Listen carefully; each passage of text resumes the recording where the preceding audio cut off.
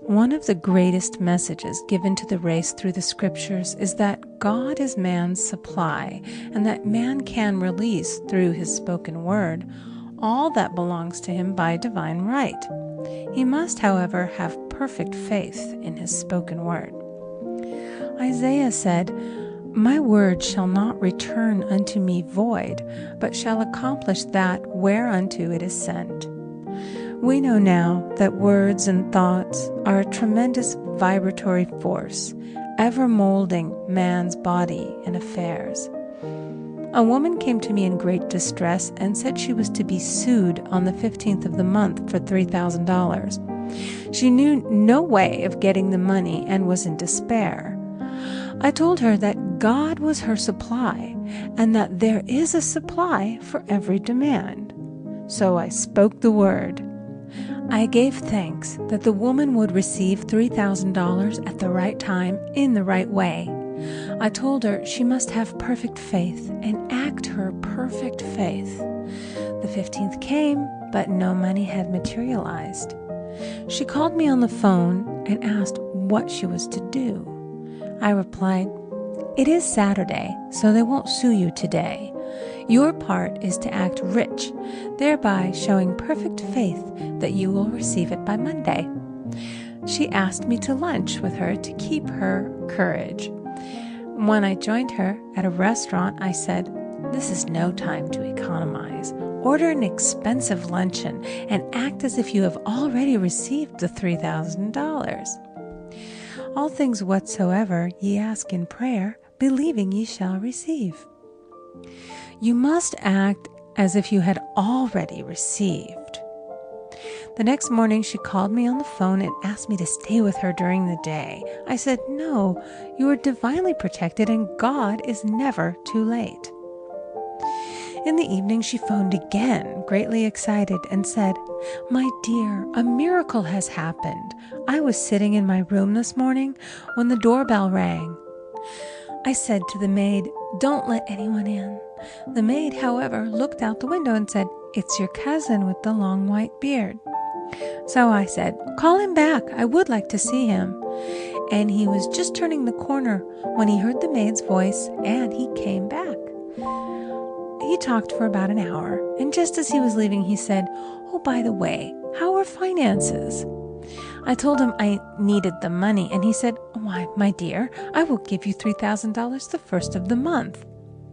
I didn't like to tell him that I was going to be sued. What shall I do? I won't receive it till the first of the month, and I must have it tomorrow. I said, 'I'll keep on treating.' I said, 'Spirit is never too late. I give thanks that she has received the money on the invisible plane and that it manifests on time.'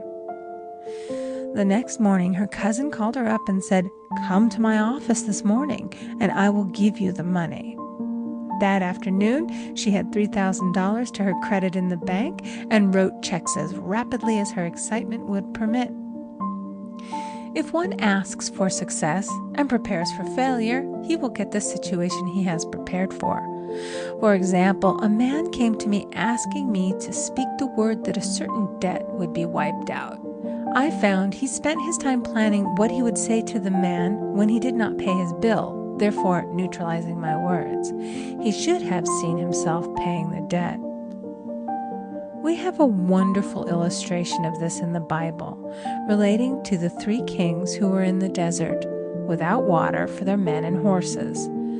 They consulted the prophet Elisha, who gave them this astonishing message. "Thus saith the Lord, Ye shall not see wind, neither shall ye see rain, yet make this valley full of ditches." Man must prepare for the thing he has asked for when there isn't the slightest sign of it in sight. For example, a woman found it necessary to look for an apartment during the year when there was a great shortage of apartments in New York. It was considered almost an impossibility, and her friends were sorry for her and said, "Isn't it too bad? You'll have to store your furniture and live in a hotel." She replied, "You needn't feel sorry for me. I'm a Superman, and I'll get an apartment." She spoke the words, "Infinite Spirit, open the way for the right apartment." She knew there was a supply for every demand, and that she was unconditioned, working on the spiritual plane, and that one with God is a majority. She had contemplated buying new blankets when the tempter, the adverse thought or reasoning mind, suggested, "Don't buy the blankets. Perhaps after all, you won't get an apartment and you will have no use for them." Promptly she replied to herself, "I'll dig my ditches by buying the blankets." So she prepared for the apartment, acted as though she already had it. She found one in a miraculous way, and it was given to her although there were over 200 other applicants. The blankets showed active faith. It is needless to say that the ditches dug by the 3 kings in the desert were filled to overflowing. Read 2 Kings. Getting into the spiritual swing of things is no easy matter for the average person. The adverse thoughts of doubt and fear surge from the subconscious. They are the army of the aliens, which must be put to flight. This explains why it is so often darkest before the dawn. A big demonstration is usually preceded by tormenting thoughts. Having made a statement of high spiritual truth, one challenges the old beliefs in the subconscious, and error is exposed to be put out. This is the time when one must make his affirmations of truth repeatedly and rejoice and give thanks that he has already received. "Before ye call, I shall answer." This means that every good and perfect gift is already man's, awaiting his recognition. Man can only receive what he sees himself receiving. The children of Israel were told that they could have all the land they could see. This is true of every man. He has only the land within his own mental vision. Every great work, every big accomplishment has been brought into manifestation through holding to the vision. And often, just before the big achievement, comes apparent failure and discouragement. The children of Israel, when they reached the promised land, were afraid to go in, for they said it was filled with giants who made them feel like grasshoppers. And there we saw the giants, and we were in our own sight as grasshoppers. This is almost every man's experience. However, the one who knows spiritual law is undisturbed by appearance and rejoices while he is yet in captivity. That is, he holds to his vision and gives thanks that the end is accomplished. He has received. Jesus Christ gave a wonderful example of this. He said to his disciples, "Say not ye, there are yet 4 months, and then cometh the harvest? Behold, I say unto you, lift up your eyes, and look on the fields, for they are ripe already to harvest." His clear vision pierced the world of matter, and he saw clearly the 4th-dimensional world, things as they really are, perfect and complete in divine mind. So man must ever hold the vision of his journey's end and demand the manifestation of that which he has already received. It may be his perfect health, love, supply, self-expression, home, or friends. They are all finished and perfect ideas registered in divine mind, man's own superconscious mind, and must come through him, not to him. For example, a man came to me asking for treatments for success. It was his imperative that he raise, within a certain time, $50,000 for his business. The time limit was almost up when he came to see me in despair. No one wanted to invest in his enterprise, and the bank had flatly refused a loan. I replied, I suppose you lost your temper while at the bank, therefore your power. You can control any situation if you first control yourself.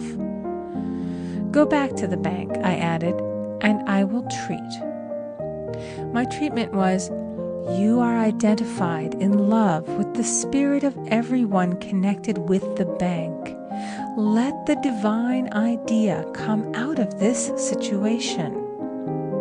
He replied, Woman, you are talking about an impossibility.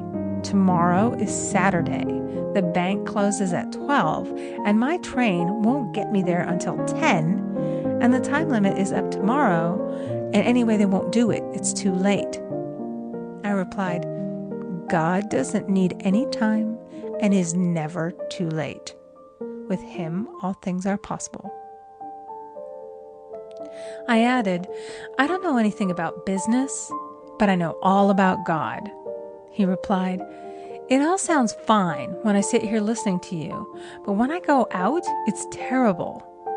He lived in a distant city, and I did not hear from him for a week. Then came a letter.